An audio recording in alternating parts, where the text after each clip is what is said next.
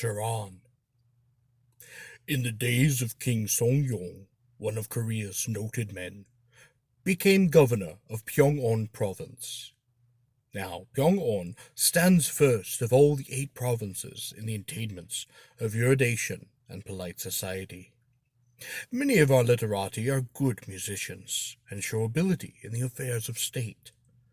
At the time of this story, there was a famous dancing girl in Pyongan, whose name was Charan. She was very beautiful, and sang and danced to the delights of all beholders. Her ability, too, was specially marked, for she understood the classics and was acquainted with history. The brightest of all the geisha was she, famous and quite far renowned. The governor's family consisted of a son, whose age at the time was 16, and whose face was as comely as a picture. Though so young, he was thoroughly grounded in Chinese, and was a gifted scholar. His judgment was excellent, and he had a fine appreciation of literary form, so that the moment he lifted his pen, the written line took an admirable expression. His name became known as Kiadong, the gifted lad. The governor had no other children, neither son nor daughter, so his heart was wrapped up in this boy. On his birthday he had all the officials invited, and other special guests, who came to drink to his health. There were present also a company of dancing girls and a large band of musicians. The governor, during a lull in the banquet, called his son to him and ordered the chief of the dancing girls to choose one of the prettiest of the number, that he and she might dance together and delight the assembled guests. On hearing this, the company with one accord called for Charan, as the one suited by her talents, attainments, and age, to be a fitting partner for his son. They came out, and they danced like fairies, graceful as the wavings of a willow, light and airy as a swallow. All who saw them were charmed. The governor, too, greatly pleased, called Charan to him, and had her sit upon the dais, treated her to a share in the banquet, and gave her a present of silk, and commanded that from that day forth she be the special dancing maiden to attend upon his son. From his birthday forth they became fast friends together. They thought the world of each other, more than all the delightful stories of history was their love, such as never been seen. The governor's term of office was extended for 6 years more, and so they remained in the north country. Finally, at the time of return, he and his wife were in great anxiety over their son being separated from Charan. If they were to force them to separate, they feared he would die of a broken heart. If they took her with them, she not being his wife, they feared for his reputation. They could not possibly decide, so they concluded to refer the matter to the son himself. They called him and said, "Even parents cannot decide as to the love of their son for a maiden. What ought we to do? You love Charan, so that it will be very hard for you to part, and yet to have a dancing girl before you are married is not good form, and will interfere with your marriage prospects and your promotions. However, that having of a second wife is a common custom in Korea, and one that would be that the world recognizes. Do as you think best in this matter." The son then replied, "There is no difficulty. When she is before my eyes, of course she is everything, but when the time comes for me to start for home, she will be like a pair of worn shoes, set aside, so please do not be anxious." The governor and his wife were greatly delighted, and said he was a superior man indeed. When the time came to part, Charan cried bitterly, so that those standing by could not bear to look upon her. But the son showed not the slightest sign of emotion. Those looking on were filled with wonder at his fortitude. Although he had already loved Charan for 6 years, he had never been separated from her for a single day, so he knew not what it meant to say goodbye, nor did he know how it felt to be parted. The governor returned to Seoul to find the office of Chief Justice, and the son came also. After this return, thoughts of love for Charan possessed Kidong, though he never did express them in word or in manner. It was almost the time for the Com-C examination. The father, therefore, ordered his son to go with some of his friends to a neighboring monastery to study and to prepare. They went, And one night, after the day's work was over and all were asleep, the young man stole out into the courtyard. It was winter, with frost and snow and a cold, clear moon. The mountains were deep and the world was quiet, so that the slightest sound could be heard. The young man looked up at the moon, and his thoughts were full of sorrow. He so wished to see Charan that he could no longer control himself, and fearing that he would lose his reason, he decided that very night to set out for far distant Pyongan. He had on a fur headdress, a thick coat, a leather belt, and a heavy pair of shoes. When he had gone less than 10 li, however, his feet were blistered, and he had to go into a neighboring village and change his leather shoes for straw sandals, and his expensive head cover for an ordinary servant's hat. He went thus on his way, begging as he went, and he was often very hungry, and when night came was very cold. He was a rich man's son, and he had always dressed in silk and eaten a dainty fare, and he had never in his life walked more than a few feet from his father's door. Now there lay before him a journey of hundreds of miles, and he went stumbling through the snow, making but poor progress, hungry and frozen nearly to death. He had never known such physical suffering before, and his clothing were torn, and his face became worn and blackened, till he looked like a goblin. Still on he went, little by little, day after day, to the last, when a whole month had gone by, he reached Pyongan. Straight to Charan's home he went, but Charan was not there, only her mother. She looked at him, but did not recognize him.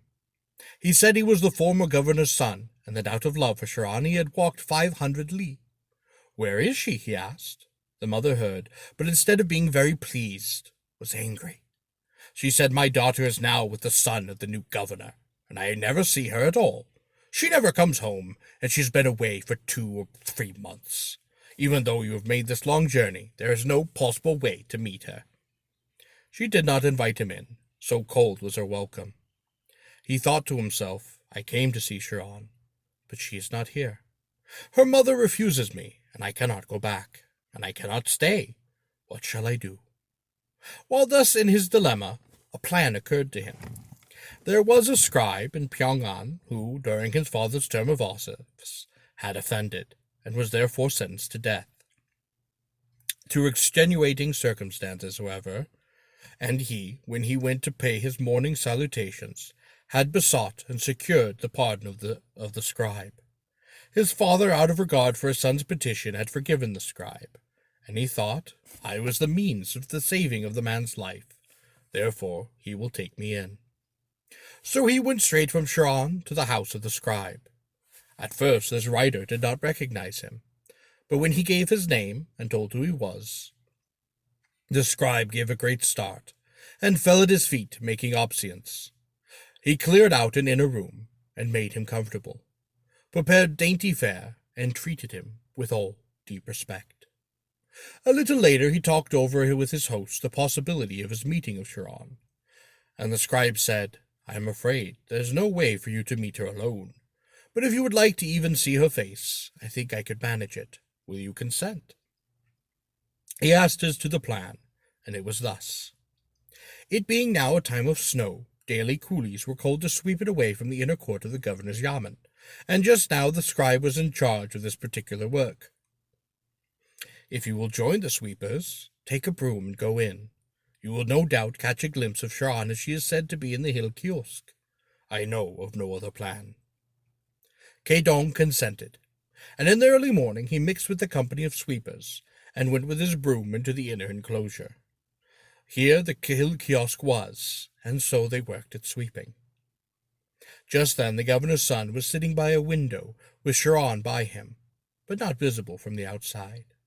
The other workers, being all practiced hands, swept well. Kedong alone handled his broom to no advantage, knowing not at all how to sweep. The governor's son, watching the process, looked out and laughed, calling Charan and invited her to see the sweeper. Charan stepped out into the open hall, and the sweeper raised his eyes to see. She glanced at him but once, and but a moment, then turned quickly and went from the room, shutting the door, not appearing again, to the disappointment of the sweeper, who came back in despair to the scribe's house. Charan, though, was first of all a wise and highly gifted woman. One look had told her who the sweeper was, and she came back into the room and cried. The governor's son looked in surprise and displeasure and asked, "Why do you cry?" She did not reply at once, but after 2 or 3 insistent demands told the reason thus. "I am a low-class woman. You are mistaken in thinking highly of me, or counting me of any worth. Already I have not been home for 2 whole months and more. This is a special compliment and a high honor, and so there is not the slightest reason for any complaint on my part, but still I think of home, which is poor, and my mother. It is customary on the anniversary of my father's death to prepare food from the official quarters, and offer a sacrifice for his spirit. But here I am imprisoned, and tomorrow is the sacrificial day. I feel that not a single act of devotion will be paid. I am disturbed, and that is why I cry." The governor's son was taken in by this fair statement, that he trusted her fully and without question. Sympathetically he asked, "Why did you not tell me before?" He prepared the food, and told her to hurry home and carry out the ceremony. So Charan came like a flaming fire back to her home, and said to her mother, "Kedong has come, and I have seen him. Is he not here? Tell me where he is if you know." The mother then said, "He did come here, it is true, all the way on foot to see you, but I told them you were in the yamen, and that there was no possible way for you to meet, so he went away, and where he is I know not." Charan broke down and began to cry. "Oh, my mother, why had you the heart to do so cruelly?" she sobbed. "As far as I am concerned, I can never break with him, nor give him up. We were each 16 when chosen to dance, and while it may be said that men chose us, it is truer still to say the gods has chosen. We grew into each other's lives, and there is never such a love as ours. Though he forgat and left me, I can never forget, I can never give him up. The governor, too, called me the beloved wife of his son, and did not once refer to my low station. He cherished me and gave me many gifts. 'Twas all like heaven, and not at all like earth. To the city of Pyongon gentry and officials gather as men crowd onto a boat. I have seen so many, but for grace and ability alone no one was ever like Kedong. I must find him, and even though he cast me aside, I will never shall forget him. I have not kept myself even unto death as I should have, because I have been under the power and influence of the governor. How could he ever have come so far for one so low and vile? He, a gentleman of highest birth, for the sake of a wretched dancing girl, has endured the hardship and come so far. Could you not have thought, mother, of these things, and given him at least some kindly welcome? Could my heart be other than broken?" And a great flow of tears came from Charan's eyes. She thought and thought as to where he could possibly be. "I know of no place," should she, "unless it be at some scribe's home." Quickly as though she flew thence, and there they met. They clasped each other, and they cried, for not a word was spoken. Thus they came back to Charan's home side by side. When it was night, Charan said, "When tomorrow comes, we shall have to part. What shall we do?" They talked it over, and agreed to make their escape that night. So Charan got together her clothing, and her treasures and jewels, and made two bundles, and thus, he carrying his on his back, and she hers on her head, away they went while the city slept. They followed the road that leads towards the mountains that lie between Yangtok and Mangxin counties. There they found a country house, where they put up, and where the governor's son became a sort of better-class servant. He did not know how to do anything well, but Charan understood weaving and sewing, and so they lived. After some time, they got a little thatched hut by themselves in the village, and lived there.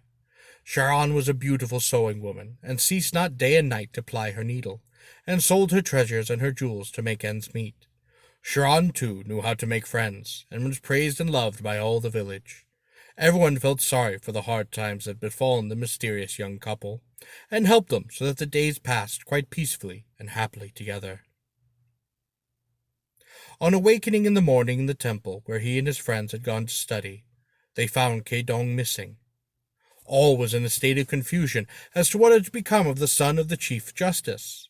They hunted to him for a while, but he was nowhere to be found, so word was sent to the parents accordingly. There was untold consternation in the home of the former governor. So great a loss, what could equal it? So they searched the country about the temple, but no trace or shadow of him was to be found. Some said they thought he had been inveigled away and metamorphosized by a fox, others that he had been eaten by a tiger, and the parents decided that he was dead, and they went into mourning for him, burning his clothes in the sacrificial fire. In Pyongan, the governor's son, when he found that he had lost Charan, had Charan's mother imprisoned, and all the relatives, but after a month or so, when the search proved futile, he gave up and let them all go. Charan, at last happy with the chosen one, said one day to him, "You, a son of the gentry, for the sake of a dancing girl, have given up parent and home to live in this hidden corner of hills. It is a matter, too, that touches your filial pity, this leaving your father and mother in doubt as to whether you are alive or not. They ought to know. We cannot live here all our lives, neither can we return home. What do you think we ought to do?" K-Dog made a hopeless reply. "I am in distress, and know not." Charan said brightly, "I have a plan which we can cover over the faults of the past, and win a new start for our future. By means of it we can serve your parents, and look the world in the face. Will you consent?" "What do you propose?" asked he. Her reply was thus: "There is only one way, and that is by means of the official examination. I know of no other. You will understand what I mean, even though I do not tell you more." "Enough," he said. "Your plan is just the thing to help us. How can I get a hold of the books that I need?" Charan replied, "Do not be anxious about that. I will get the books." From that day forth she went through all the neighborhood for books, to be secured at all costs. But there were few, or quite none, it being a mountain village. One day there did come, unexpectedly, a pack peddler, who had in his bundle a book that he wished to sell.